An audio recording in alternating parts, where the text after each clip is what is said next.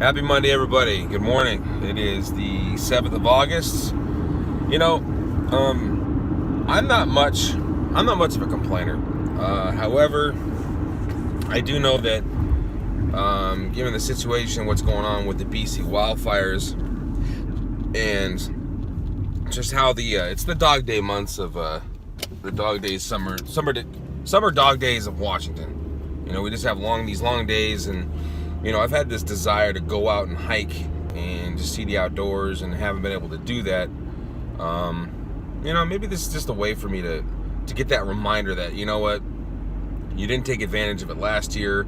You finally feel comfortable going out and, you know, leaving your daughter with your girlfriend for a couple hours every day when you choose to go hike, and you didn't take advantage of it last year, so you want to do it this year.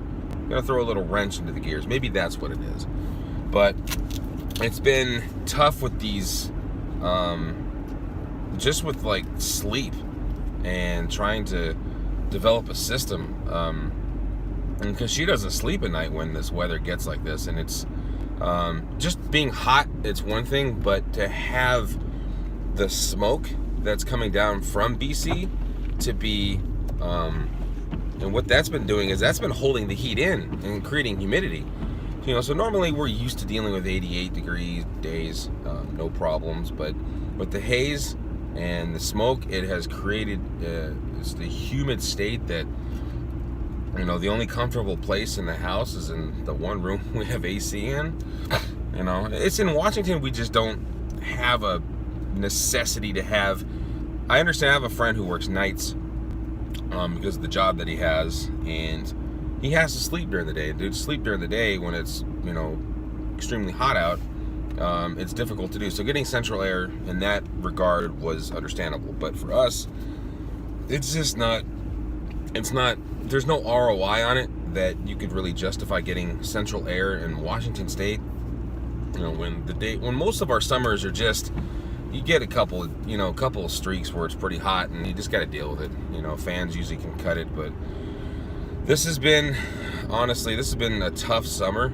You know, just in regards to the fact that, you know, our daughter has not been, you know, sleeping as well, because it's just so hot, you know. And with these clouds, I mean, the sun right now, it's outshining. It should be blazing in my face, but it's orange because it has a smoke in front of it, this smoke cloud. And then we go at night, you know, go to bed at night, the sun looks like it's a bloody sun, or you know, like it's this bloody orange, and it just keeps this heat in, and it's so humid all day that it really feels like it's in New York or like in Georgia, and probably maybe some east, I would say probably maybe Virginia or something this late in the year.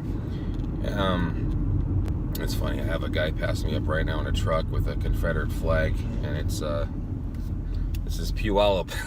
We had, this wasn't even a state back in the Civil War, let alone having, you know, I don't know, we never even had really anything to do with the Civil War. But for some people it's tradition, some people it's racism, I don't know. I just think it's silly that people have them up here because we had nothing to do with the Civil War. It's Washington State.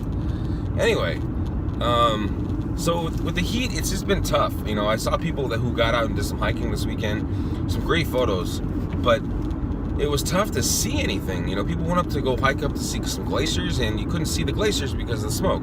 Some people went through the enchantments, which I'll be doing at the end of the month, finally. My ankle finally figured out why it was hurting so much, and it's called something called impingement syndrome, which is where you have flat feet, and when you step down, your foot goes from like this state to flatten out, and then you put pressure on the ankle, which is up here. And so I've been having issues with that, and so I just need to, you know, I beat myself up the week before, or 2 weeks before the enchantments, and it just hurt through the entire thing, and I didn't really know what it was. Now that I know it's impingement syndrome, I know that there's no like serious damage I can do to it, or it's going to keep me from you know, from doing what I need to do to get from point A to point B. So I would, even if it did hurt, I would still go on this hike. You know, I just made the reservation for the hotel room that we do in Wenatchee. So we stay in Wenatchee, we sleep there, we wake up at like 3 in the morning, we drive to the trailhead, and we start, and then at this point in the year, our sun up and sun down will have about, I think it was like almost 13 hours worth of sunlight, which is going to be fine because if we get an early enough start, I think that we're going to be able to trail run some of this because I just feel a lot better this year, and better preparation, better planning ahead. And my new hiking boots, I have to say that I stuck with Vask. Vask is a good outdoor boot company, and I really enjoyed those boots that I had for that many years. But because of the fact that I just have issues with my feet, my ankles and stuff like that, and I had knee surgery, I sound like an old man. I went with the Hoka One Ones Tour, and those have been great. It's just it lessens the impact because there's a lot of boulder fields you have to go through where you're stepping on sharp boulders and sharp rocks, and there's a lot of areas where it's not as it's a lot more rocky than most of the trails I've been on. And so it's just with my other hiking boots, it was okay for the hike from Stewart Lake Trailhead or Kolchak up to Kolchak, but once you get up to like Asgard and everything, and getting over to the enchantments, the lakes and everything, and Dragon Tail Peak, it just gets really rocky. And those boots I felt everything you stepped on, I felt it. And by the end of that hike, I was beat up, and I was miserable that last streak, the last like 4 miles of that trail. And it was like I was just like going down the hill. I was just planting my feet every single step because I was so tired and beat up. And now with these new hiking boots, it's I definitely feel the difference. I've been able to trail run in them. I've been able to hike in them, and I don't feel anything on my feet, which is awesome. So I'm going to use those, and so we're going to be doing that the weekend of September 1st, and then Labor Day weekend, and then I've never really gone out on Labor Day weekend and done what a lot of people do and families do. They go camping, and they go outdoors, they go boating, and they go take their boats out and stuff like that, and take their RVs and campers. So you see a lot of traffic on the freeways coming back on that Monday or Sunday, Labor Day itself. So I've always kind of steered clear of that. But this year I've actually giving camping a shot, and we have a spot that's out in Teanaway that we've camped many times as kids, and I honestly haven't been out there since I was a kid.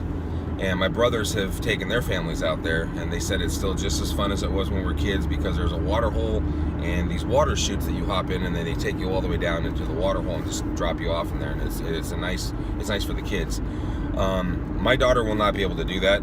Unfortunately, this year she's just too young, but she'll at least be able to play in the water. I'll put a little jacket on her, life preserver, and she'll be able to swim and stuff, and with guardian or mom and dad around. So apparently my dad's going camping as well, which is something I haven't done with my dad in probably since I was in junior high. So I'm gonna have no argument with that. So we're going out there on Thursday to the hiking 23 miles on Friday. I'm gonna drive all the way back home, 3 hours, sleep, rest up, take a shower, take a bath, and then drive all the way. This dude is weaving all over the place. I don't know, man. So I'm going to drive all the way back out after hiking 23 miles and go camping out there. But it's going to be fun because it'll be Sierra's first time out camping, and I'm going to see how that goes. We're going to try one night, I think Saturday, and then if we can make it through Sunday and Monday, we'll do that as well. So it looks good. I hope camping goes well. She's still adjusting to sleeping at night, and especially in hot temperatures. But I think as long as we keep her warm and everything, or cool or warm, because it's gonna get cold, especially camping out in the mountains, she should be okay.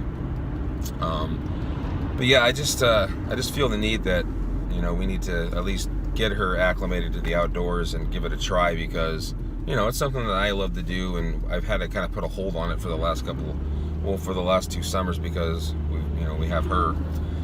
But as long as we kind of get it in 1 or 2 nights, and then try again later, we can start getting have her enjoy this as part of her life.